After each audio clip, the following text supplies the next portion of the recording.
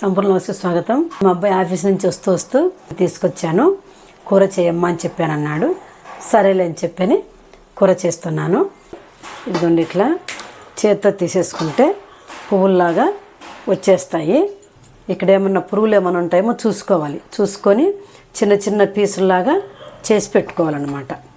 ఎందుకంటే చాకుతో కట్ చేస్తే విడివిడి అయిపోతాయి, కూర అంతా టేస్ట్గా ఉండదు. ఇవి మెత్తగా అయిపోతాయి అన్నమాట. నీట్గా చిన్న చిన్న పీసెస్ లాగా చేసుకున్నాను. వీటిని ఇట్లా బాగా ఎక్కువ నీళ్లు పోసి నీట్గా కడుక్కోవాలండి. స్టవ్ వెలిగించి గిన్నె పెట్టి ఇందులో సగం వాటర్ పోసుకోవాలి. నీళ్ళు తెరులుతున్నాయి. ఇందులో వేసేసి ఒక 5 నిమిషాలు మూత పెట్టి ఉంచాలి. ఎండుమిరపకాయలు, కొంచెం కొబ్బరి, కొంచెము అల్లము ఇవన్నీ మిక్సీలో వేయాలండి. లిక్విడ్ లాగా చేసుకోవాలి. దీన్ని ఏవి వేయించాల్సిన అవసరంలా పచ్చి వేసేసుకుంటే సరిపోతుంది.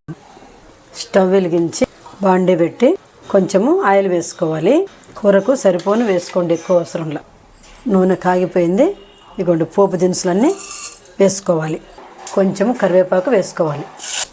ఉల్లిపాయలు వేసుకొని మగ్గనియాలి. కొంచెం మగ్గిపోయాయి. ఇప్పుడు టమోటాలు వేసి మగ్గనియాలి.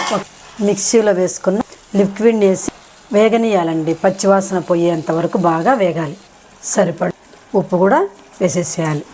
ఉల్లిపాయ టమోటా బాగా మగ్గిపోయింది. ఇప్పుడు ముక్కలన్నిటిని వేసేసుకోవాలండి.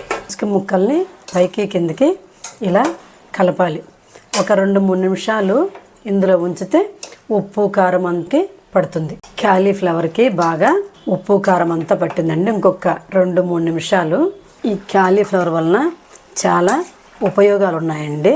విటమిన్ సి, కే, ఫోలేటు, ఫైబరు, యాంటీ ఆక్సిడెంట్లతో నిండి ఉంటుంది. పోషకమైనటువంటి కూరగాయ అండి. ఇది చలికాలంలోనే బాగా దొరుకుతుంది, అందుకని ఎక్కువగా చేసుకొని తింటారు.